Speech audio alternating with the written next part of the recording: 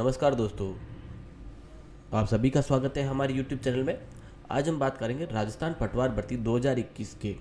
देखिए, आप सभी को पता है कि नॉर्मलाइजेशन की प्रक्रिया लागू हो रखी है एग्ज़ाम रिजल्ट के लिए। तो अभी हमें सिर्फ एक ही चीज़ पे फोकस करना है, वो है कि डॉक्यूमेंट।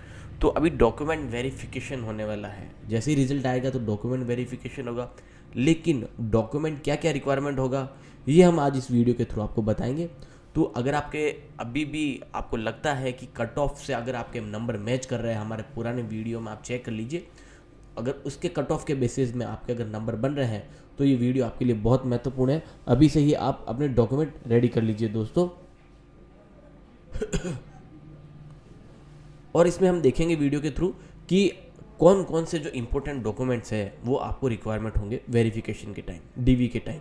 ठीक है, तो चलते हैं और हम देखते हैं। सबसे पहले तो इसमें एक्चुअली एक और चीज़ होगी कि जो एक्स स्पोर्ट्समैन है, एक्स सर्विसमैन है और विडो महिला है, उनके लिए ये डॉक्यूमेंट तो स्पेशल है ही है, सेपरेट से एक डॉक्यूमेंट है। लेकिन उनके साथ साथ इनको और क्या डॉक्यूमेंट्स रहेगी रिक्वायरमेंट ज्वाइनिंग के वक्त, तो वो भी हम आपको इस वीडियो के थ्रू बताएंगे। थोड़ा वीडियो लंबा हो सकता है, तो वीडियो के एंड तक बने रहे। और जिन भाई और बहनों ने हमारे चैनल को अभी तक सब्सक्राइब नहीं किया है तो जल्दी से जाए सब्सक्राइब कीजिए और बेल आइकन को प्रेस कीजिए ताकि हमारे वीडियो की लेटेस्ट नोटिफिकेशन आपको ईजिली मिल सके।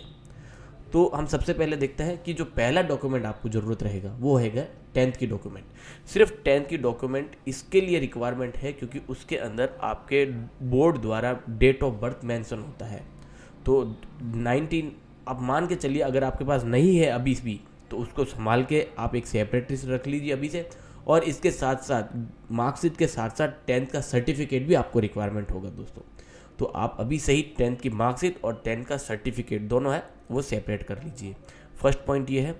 सेकंड पॉइंट ये रहेगा कि आपका जो ऑल ग्रेजुएशन मार्कशीट है, मतलब इंक्लूडेड 12th 10+2 के साथ साथ 12th की मार्कशीट के साथ साथ आपको अगर फर्स्ट ईयर सेकेंड ईयर आपने जो भी कर रखी है तो उनके भी आपको डॉक्यूमेंट यहाँ पे रिक्वायरमेंट रहेंगे। यहाँ पे आप ओरिजिनल, आप अभी सारे ओरिजिनल कलेक्ट कीजिए। ठीक है दोस्तों, तो अभी आप क्या करना है, first year, second year, final year और 12th ये सारा डेट जो डॉक्यूमेंट्स है इनको रेडी कीजिए।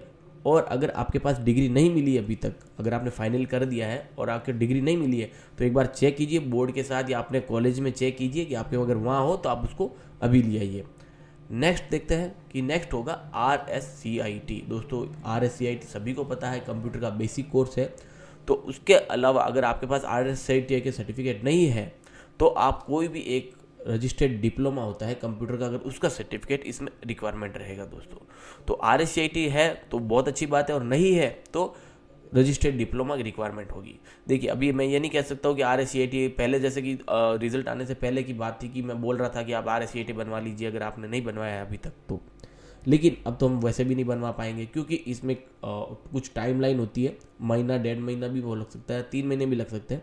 तो इसमें एग्ज़ाम्स भी होते हैं, कंडक्ट होते हैं एग्ज़ाम, तो उसको सब फाइनलाइज होने के बाद जब ये आता है तो जो मार्कशीट है वो भी आने में टाइम लगेगी। और अभी हमारे पास टाइम बहुत कम है, तो बेटर रहेगा अगर आपके पास एनी कोई डिप्लोमा है तो उसको आप अभी से ही संभाल के रख लीजिए। जो चौथा सर्टिफिकेट रहेगा वो रहेगा मूल निवास प्रमाण पत्र। देखिए, मूल निवास आपको लगभग मान के चलिए आपका 3 महीने से ज़्यादा पुराना नहीं होना चाहिए। अगर आपके पास डिजिटल है, मतलब आपने ई मित्र से बनवाया है, तो आप निश्चित रहे वो चलेगा। लेकिन अगर आपके पास कोई पेपर वाला सर्टिफिकेट है जिस पे सील एंड साइन लगे हुए हैं मैनुअली, तो उसका अभी याद रख लीजिए वो मैक्स टू मैक्स 3 मंथ ही रहना चाहिए। 3 मंथ से अगर पुराना है तो अभी से उसको नया बनवा लीजिए। पांचवा सर्टिफिकेट है कि आवेदक का पहचान पत्र, आइडेंटिटी प्रूफ होना चाहिए आपका। जिस विद्यार्थी का डीवी में के लिए जाएंगे उनका पहचान पत्र यहाँ पे रिक्वायरमेंट होगा। अब पहचान पत्र चाहे वो वोटर आईडी हो, पैन कार्ड हो, आधार हो, लाइसेंस हो, पासपोर्ट हो या कुछ भी और भी हो, जैसे भी आपके पास हो। ठीक है दोस्तों, तो आप अपने पास ये भी संभाल के रखिए। जिनके आधार कार्ड 99% सबके पास मिलेंगे आज की डेट में, बच्चों को छोड़ के, लेकिन सबके पास जो भी विद्यार्थियों ने डॉक्यूमेंट जो पटवारी का एग्जाम दिया है उनके डॉक्यूमेंट में आधार कार्ड डेफिनेटली मिलेगा।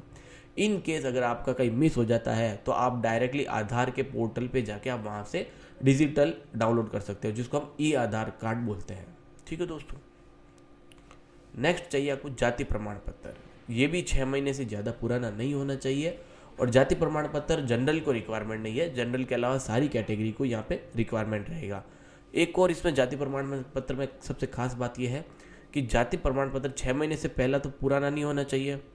दूसरा है कि पति के नाम से होगा तो वो मान्य नहीं होगा। अगर किसी मेरी बहनों के अगर जाति प्रमाण पत्र में अगर पति का नाम अगर लिखा हुआ है तो आप समझ लीजिए कि वो मान्य नहीं होगा। सिर्फ और सिर्फ अगर जाति प्रमाण पत्र मान्य होता है तो वो सिर्फ पिता के नाम से ही मान्य होगा, है ना।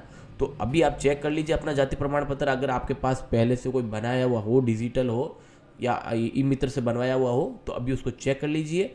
और अगर आपको लगता है कि पति का नाम है तो आप डेफिनेटली अभी जाइए अपने पास में कोई भी नज़दीक में ई मित्र की दुकान पे जाइए या ई मित्र पोर्टल पे आप जाके वहाँ पे आप अपना आवेदन को सही करवा सकते हैं, उसको चेक करवा सकते हैं और उसको क्लियर करवा दीजिए अभी से ही।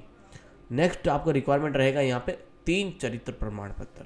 अब यहाँ पर देखिए 3 चरित्र प्रमाण पत्र रहेंगे, लेकिन यह है कि 3 चरित्र प्रमाण पत्र अलग अलग जगह के होने चाहिए, ठीक है। बट वो कैसे है, देखिए आप कोई भी एक गवर्नमेंट डॉक्टर के करवा सकते हो, जैसे कि आपके नज़दीक में जो भी प्राथमिक या आपका जो भी गवर्नमेंट हॉस्पिटल है वहाँ जाइए, वहाँ के सीनियर जो भी डॉक्टर है उनसे आप अपना चरित्र प्रमाण पत्र बनवा सकते हैं। दूसरा है जहाँ पे आप पढ़ रहे हैं, जो भी आपके स्कूल है या आपके आसपास कोई स्कूल है तो उनके प्रिंसिपल है, जो लेक्चरर है, उनसे आप अपना चरित्र प्रमाण पत्र बनवा सकते हैं। और जो तीसरा है, या आप अगर ग्राम पंचायत से हैं तो आप ग्राम पंचायत से बनवा सकते हैं, उनके सरपंच से बनवा सकते हैं, उप सरपंच से बनवा सकते हैं। मतलब आपको कोई भी एक गवर्नमेंट एम्प्लॉय की रिक्वायरमेंट रहेगी। यहाँ पे चरित्र प्रमाण पत्र का मान्य वही रहेगा जो गवर्नमेंट एम्प्लॉय हो, गवर्नमेंट के सीनियर एम्प्लॉय हो, ठीक है दोस्तों। तो चरित्र प्रमाण पत्र के लिए मेरे हिसाब से आपको कोई डाउट नहीं होगा। अब चलते हैं हमारे 8 नंबर पॉइंट पे, 10 पासपोर्ट साइज फोटो। देखिए अगर आप मिनिमम देखिए दुकान पे जाते हैं आपको 8 फोटो देते हैं, ये आप कहीं पे भी जाएंगे मिनिमम 8 फोटो है, लेकिन यहाँ पे हमें 2 फोटो एक्स्ट्रा और रखनी है, क्योंकि 8 की तो यूज़ होगी, लेकिन 2 इन केस कुछ हो जाए बाई चांस आपके ज्वाइनिंग के टाइम, तो डीवी के टाइम अगर कुछ भी हो जाए तो उस वक्त 2 फोटो हमारे पास और एक्स्ट्रा रहनी ज़रूरी है। कुछ भी हो सकता है, हम कुछ भी मान सकते हैं यहाँ पर, लेकिन वेरिफिकेशन के टाइम हमारे पास 2 फोटो और रहनी ज़रूरी है। 8 तो यूज़ होगी, 2 वहाँ पे और हमारे साथ रखनी है, इन केस कुछ हो जाए तो हम 2 फोटो का यूज़ कर सकते हैं। तो इसीलिए आप हमेशा 10 फोटो का साथ रखिएगा। नेक्स्ट पॉइंट है हमारा एप्लीकेशन फॉर्म। जो आपने फॉर्म भरा था उसका एज इट इज़ डिटो आपको होना चाहिए, मतलब वही अगर आपके पास है, आपने एप्लीकेशन फॉर्म को संभाल के रखा है तो बहुत अच्छी बात है, और नहीं है तो आप उसको अभी भी कहीं से ढूंढ के या पोर्टल पे जाके उसको डाउनलोड करके आप अभी से ही संभाल के रख लीजिए। डीवी के टाइम इसकी सबसे ज़्यादा और सबसे महत्वपूर्ण जो यूज़ होने वाला है यही डॉक्यूमेंट होने वाला है। नेक्स्ट डॉक्यूमेंट रहेगा आपका मैरिज सर्टिफिकेट।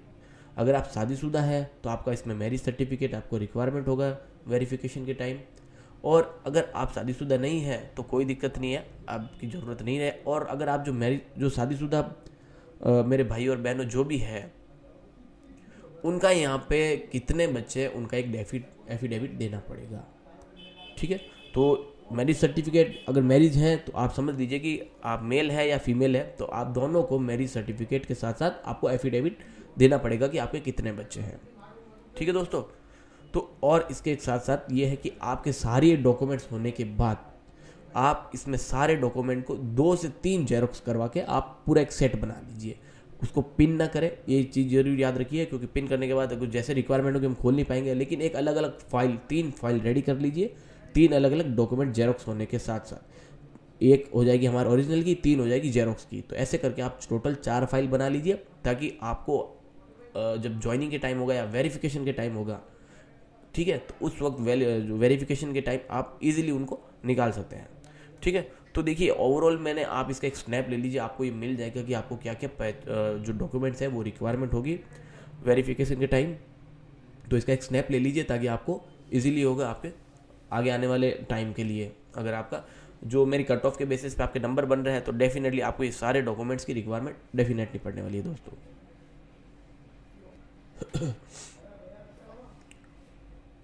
जो आपको मैंने डॉक्यूमेंट्स की जानकारी दी है, अगर आपको अच्छी लगी हो तो प्लीज़ वीडियो को लाइक करें, चैनल को सब्सक्राइब करें, और ये डॉक्यूमेंट वेरिफिकेशन की जो जानकारी है ये सभी तक पहुंचना जरूरी है, तो ये अपने दोस्तों के बीच में शेयर भी कीजिए।